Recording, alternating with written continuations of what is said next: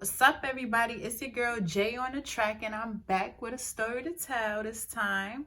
I'll be talking about my pregnancy and birth experience.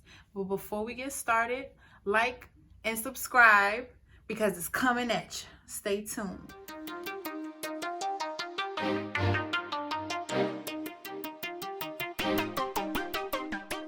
So for those of you who are new here, hi, I'm Jay. Welcome to my channel. I recently had a baby, and I'm here to share my experience of pregnancy and birth. So bear with me because it's a lot of details. It was a lot. It was a whirlwind experience. We're going to take this all the way back to September of last year, 2019. When I first got pregnant, I was like a little irregular, but I was still monitoring my cycle. So September almost went all the way by before, I decided to take a test. But I was like having like cramping and stuff, and I thought I was gonna have my period soon. So I'm like, all right, I'm gonna wait a little while.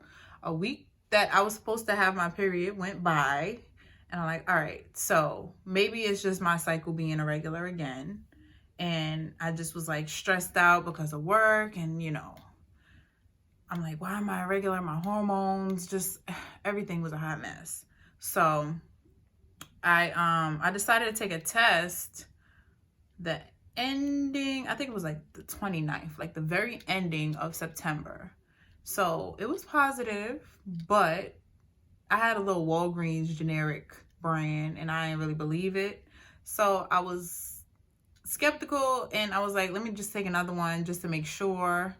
And I did that the next day. It was positive again. So I was like, okay, well, I guess this is the real deal. So, I was embracing it and stuff. Like, yeah, I'm having another baby. Maybe it'll be a girl this time because I have another son. He was 5 at the time, but he's 6 now. So, I really didn't care though, honestly, because I ain't in no rush to have a little girl. I like my boys. I'm team boy all day. So I was embracing it and everything was good for a little bit. But then I would say maybe another week passed and I started getting like this pain on my right side. And I'm like, okay, well, what is this? Because it was like a burning sensation and I just felt like something was wrong. Like I was scared that it was an ectopic pregnancy, but I wanted to be sure. So I went to the ER that weekend. I was working that week. So I waited till the weekend and I went to go and check, and I was all nervous in the ultrasound room, like, oh, I'm going through this again. Didn't tell me anything until they discharged me and I was home. I was relieved because they got back to me pretty quick. And they let me know everything is normal. The baby's where he needs to be. And there's nothing abnormal. Everything looks fine. The hormone levels and stuff are good. So that was like a breath of fresh air, like, because I was really working myself up over it because of the pain I was feeling. I was like, it gotta be something wrong. Thankfully, it wasn't. But that happened to be just the first of my whirlwind experience. So fast forward to December, Christmas Eve to be exact. I remember these dates because it was so much going on. Like, it was traumatizing, okay? I got hit with a stomach virus and I was in the hospital Christmas Eve because I could not keep anything down. And the doctors were trying to tell me it was morning sickness. And I'm like, I don't have morning sickness. I don't get morning sickness. And I haven't been able to keep anything down all day. And when I was in the ER, I was about 4 months pregnant at the time. I'm sitting there waiting for hours. Nobody's trying to hook me up to an IV. Nothing. So I start turning up on them in there. I'm like, yo, I'm 4 months pregnant. I'm dehydrated. Can somebody hook me up to an IV? My nurse, I ain't even meet my nurse until I turned up. I was turning up on everybody around me because it's like, if you don't speak up for yourself in these situations, they'll just overlook you and let you sit there for hours. And I wasn't about to have that. So I let them know, like, I'm dehydrated. I haven't been able to keep anything down. They want me to fill up the pee cup. I don't have anything because I'm dehydrated. I cannot fill up something and I have no liquids coming in. So I let them know, hook me up to something, or I'm gonna start knocking stuff over. Nah, but honestly, after that, it was okay because I was able to keep things down. So things took a turn for the better at that point. And I got my IV and they put me on a bed and everything. Like, I was sitting in this hard chair all that time. That was another reason why I was mad. I was sitting in this hard chair for hours and just in pain. But then they hooked me up with a bed and I was laying there with my IVs and everything was okay. I left the next morning, Christmas morning. So I stayed overnight. From Christmas Eve to Christmas morning, I left at like 5, 6 a.m. Fast forward to January now. So it wasn't, I didn't even really get a break. January, before this COVID news was really in the US, it was more so China, like in December. I felt like I had that in January, and a lot of people have experienced and similar stories like mine of this cough. So I had this nasty cough that would not let up for weeks in January, and it was so bad to the point where I thought I had a hernia, and I was like really concerned, but I never really went to the doctor. Most I did was take cough drops. They did absolutely nothing for that cough. The way it just rocked your whole body when you coughing, like I used to have like shakes and chills every time I coughed because I was so worn out. Like my whole esophagus was just felt like raw. Just the fact that it was a cough, I was like, okay, well, maybe it's just a little, you know, a little something, like maybe a post-nasal drip or something. But the way this cough was so intense, I felt like it was something more. But I didn't think it was the flu because I had no other symptoms. But yeah, that cough was something else. So I dealt with that while pregnant.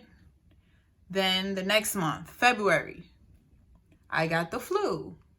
And I think that this was also something that happened due to me having to take public transportation, just being in that closed space and touching the poles and all that other stuff contributed to me getting sick. And, you know, my weakened immune system because of being pregnant got me more susceptible to getting sick. So, yeah, I got the flu in February and that was rough. I went to the ER. They gave me this steroid for like the asthmatics take, and I had to inhale it. I think it was albuterol, and I did what I had to do with that. Did not help. The cough was still horrible, and it actually, I did not appreciate how they gave me this, and they did not let me know the side effects. My heart was racing. My heart was like over 100 beats per minute. It was like beating super fast. And I started to get anxiety. And they did not tell me that that was a side effect. So I'm sitting here dealing with this, not knowing it's a side effect.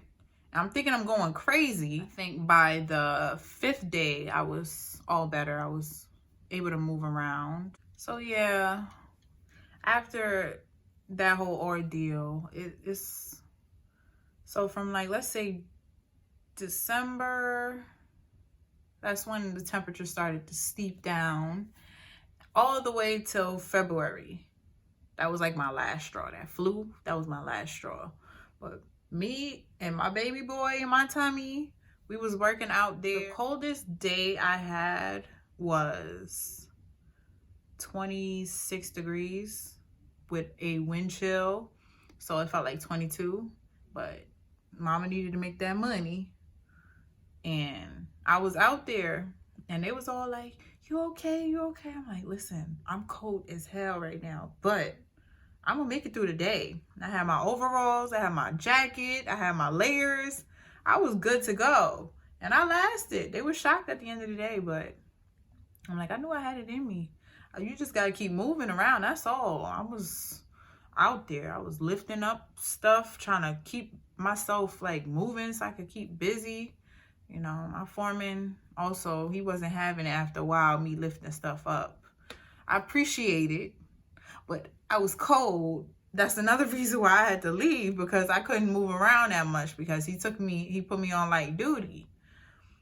But you know, ever since the beginning, I was carrying 80-pound bags of concrete to my mechanics, and no problem. I was hauling them in a wheelbarrow, pushing them all the way back and forth, everything. Baby boy was healthy all the way through, you know, no problems. I had no issues with him. So yeah, that was like, looking back on that, I couldn't believe it. I was laying bricks in the cold. Yeah, I was doing a lot when I was pregnant, and I feel a sense of pride that I was able to get with it. Like, female empowerment, female strength. I was killing it out there. But yeah, after that flu, I was done after that. So I left the job in February. I was sad because I did not want to quit. What else? So that was about it for my pregnancy experience. Getting into the ending where it's close to my birth now. So what happened around 20 weeks, I had an anatomy scan. Baby boy, he was like folded up some kind of way. He had his legs up, his back was out. The doctors could barely see anything. So of course I had to come back 2 weeks later, but it's like, I think he was transverse at that time. And then when I went back, he was breech. And when they told me that he was breech, then I started to worry. But the doctors assured me every time, he still has time to turn. He still has time to turn. I'm like, this boy is measuring bigger than what he is. How much time does he have to turn?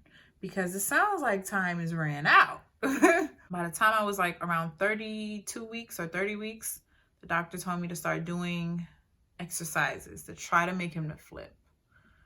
I used to try everything on the Spinning Babies website. I was flipping my big old self upside down on the couch for minutes every day. And I just used to be in pain. My head used to hurt. I couldn't take that for too long. So probably about 3 weeks later, I stopped because I'm like, okay, well, this isn't working. He's still breech. Like, I felt like that honestly was pushing him more and more into my rib cage. And I believe that's what it did, because in the end, I went to, it was about 36 weeks.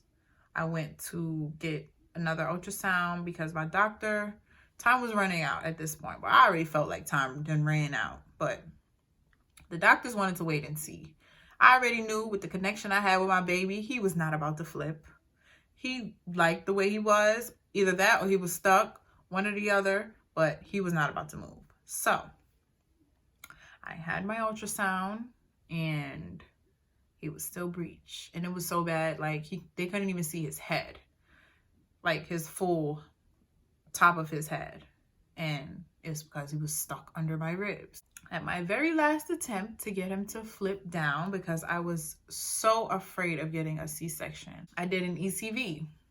I would not recommend that for anyone to do. I did my research. I saw mixed reviews on it. I checked out YouTube video. What they did when I went, I had to get a mixed spinal block and epidural, I believe. And I did this at 36 weeks and 6 days. Yeah. It was basically the day before I turned 37 weeks. So I went in, I got my injection in my back. And, oh yeah, wait, before I get into that. So for the ECV now, I went to the hospital. They had me waiting in the room for a good while. I guess they were finishing up on other C-sections and other stuff with other patients. But before I got to do anything, I had to take a COVID test. And this was the second time I actually had COVID. So I tested positive on that test. And I did not know because at the time I didn't have symptoms. But beforehand, it clicked to me because I'm like, wait, this was back in April. I had, this is May at the time. I'm 36 weeks in May. Beginning of May. April, I had a loss of taste and smell. And it just came all of a sudden. I thought I had allergies. I told my doctor about it. She was like, it's allergies. The pollen count is really high. She didn't think too much of it. She didn't tell me to go get a COVID test. Nothing. So, and this was, yeah. Oh, no. We were wearing masks at this time. So, yeah. I don't know how I got it the second time either because I was home then. Like before, I believe I got it from public transportation. I was home at this time. So, and I was the only one in my family to get it, thank God, because that would have been horrible if all of us had it. So each time I got sick, I was the only one dealing with it. And even though it sucked, I'm glad it was like that and nobody else got sick because that just would have been a hot mess. And I'm happy nobody else got sick. So yeah, it clicked. But at first I'm like, how do I don't have no symptoms right now? So I guess maybe it was like the remnants of the virus in my system. I don't know, but I did have COVID and I was in the hospital. They treated me like patient zero, I swear. Like anytime I try to take my mask off in the room just to breathe, like you gotta put your mask back on. I'm like, okay. I ain't trying to fight with y'all. I'm just trying to breathe. I'm pregnant. And before this ECV, I did not have anything to eat. I had to stop eating at midnight the night before. I got there at like 8 or 9. They had to call me to let me know when to come in because I guess other stuff they were dealing with other patients. So they called me. I got in at like 9 and I was waiting there. It was like 12, I think, before I got seen. So, you know, all that time I'm waiting. They finally gave me a COVID test. Took the test. I was positive. And then they start cracking down on making sure everybody around me is safe and stuff and fine. So then after that test, they moved forward with numbing me. They injected a mixture of epidural and spinal block in my back, and that hurt like hell. And honestly, that's another reason why I did not want a C-section. Just the idea of getting something stuck in your back and then you can't feel your legs. It was like, honestly, that really gave me anxiety really bad. But I dealt with it, and it was like it seemed like they didn't know what they were doing when they were sticking the needle in and the tube in, because every time I used to I would get a nerve pain in my hips, in my spine. I would feel everything at the time, and I didn't like that. And I was yelling out. It was painful. Then I did the ECV. That was even more pain. They were pressing around, manipulating my stomach, trying to get the baby to turn. And I felt the pressure, and it hurted. Even though it was numb, it hurted still. So, and also the baby did not flip. They had the ultrasound watching him. Every time they turned they'll check after like a minute to see how he's doing. He did not flip. And that's one thing that really, I was bummed about that. Like, that really hurt. Because I went through all of this and I was stressing all the way up to this point, and he still did not flip. So after that, they put me back in the room and they monitored me for another couple hours. Everything was okay, but like I'm listening to the monitors, then all of a sudden his heart rate drops. It was 160, 150 consistently. Then it dropped to like 116, 118. And I'm trying to get somebody to come in the room and check. And I'm like, whoa. I started panicking at that point because I felt like, did I just like hurt my baby by doing this? And I called to get the nurses to come to my room, and nobody was coming. 10 minutes passed, almost 15 minutes passed. I'm on the phone with my husband and my mom, like, the baby's heart rate dropped. Somebody needs to come in the room. Nobody's coming. I'm numb still. My legs are numb, even though this is 2 hours later. But they weren't all the way numb. And I'm like trying to figure out if my water broke, because that's just something I decided to check, because I'm like, okay, maybe something's going on, because I couldn't feel anything. I didn't know if I peed or if my water broke, but I just felt down there and I felt a lot of wetness.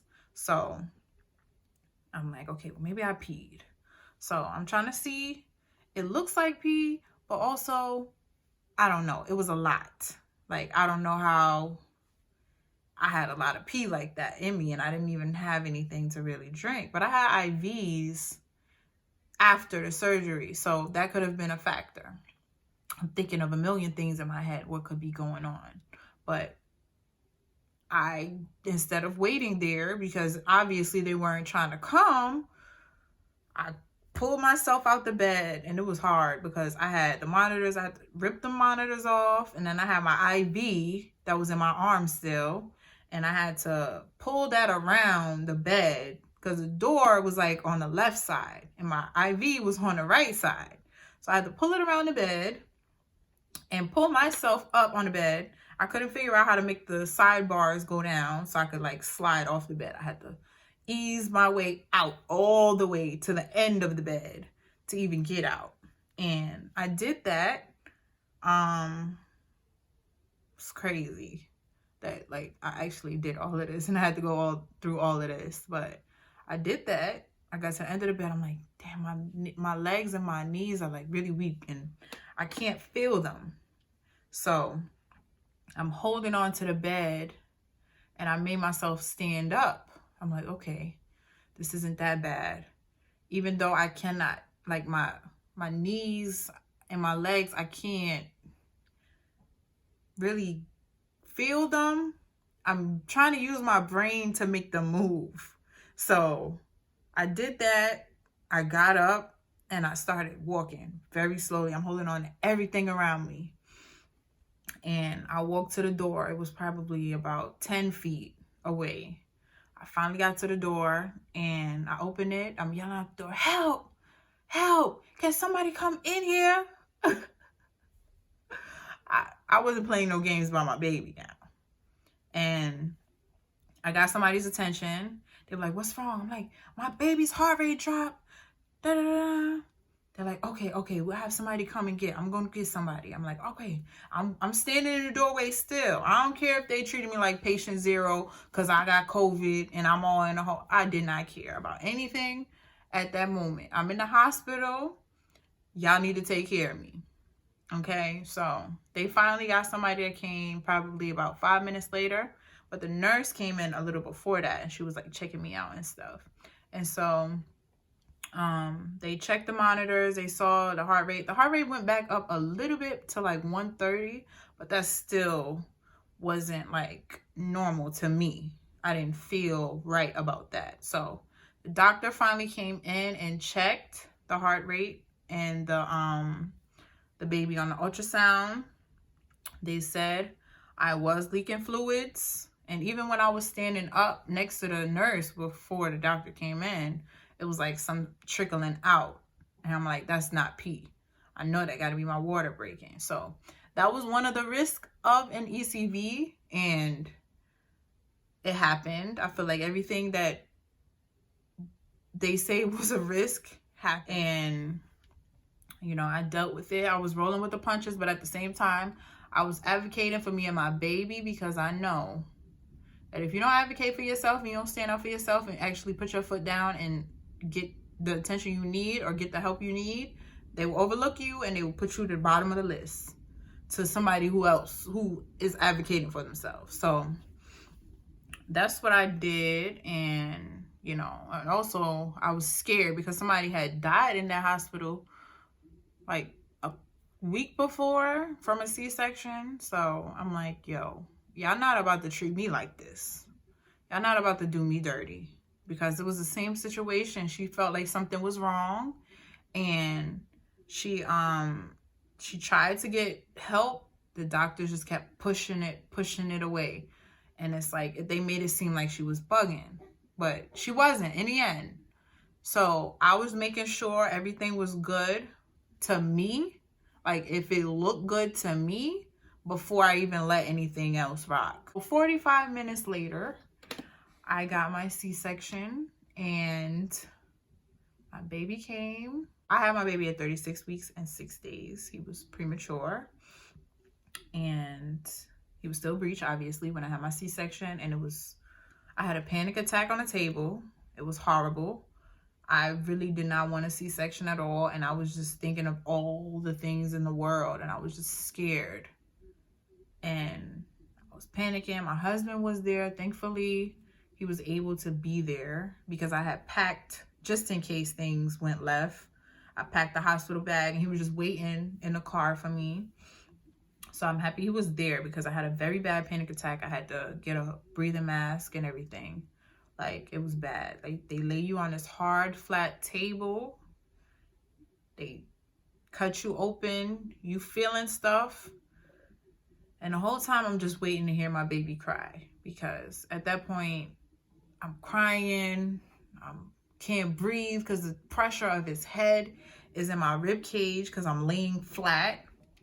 And it was just, oh, I really hope I would not have to do that again, like another C-section, because that was like, I'm so grateful to God that my baby came into this world healthy. You would never know all of this happened when I was pregnant with him, because he's perfectly healthy today. He's growing super fast. Like, he's big.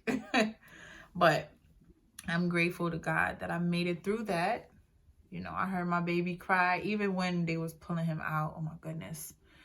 They had to really dig under my rib cage to get his head out. That's how stuck he was. But everything went away. I felt so at peace. Like, all that stress from the last trimester and me just working throughout this pregnancy in the cold, all of that just went away when I heard him cry. Like, it's no exaggeration. Like, I just felt so at peace when he was finally out. Like, all of this is done. It's finally done. And now I get to have my baby.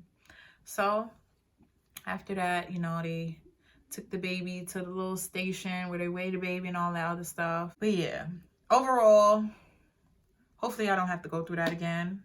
But for anybody who has dealt with an ECV, leave a comment below and let me know about your experience. Other moms might see this and be curious. Maybe theirs won't turn out how mine did. Maybe theirs will be successful and you don't have to get a C-section. Hopefully that pain after the recovery, they only let you stay in the hospital for 2 days now. I really needed that 3rd day, honestly, because I was still in pain and I couldn't even stand up straight. And I left the hospital with no pain medicine. They let me leave. They cut me open, took a baby out, and let me leave in pain. So, honestly, that hospital, I really wanted to go to a different hospital. But, unfortunately, things were just moving very fast. So, I had no control. It was in God's hands at that point. I'm thankful to be alive, because childbirth in itself is a risk. Having a pregnancy is a risk. These are things people don't talk about. But you can die giving birth. Naturally, C-section, anyway.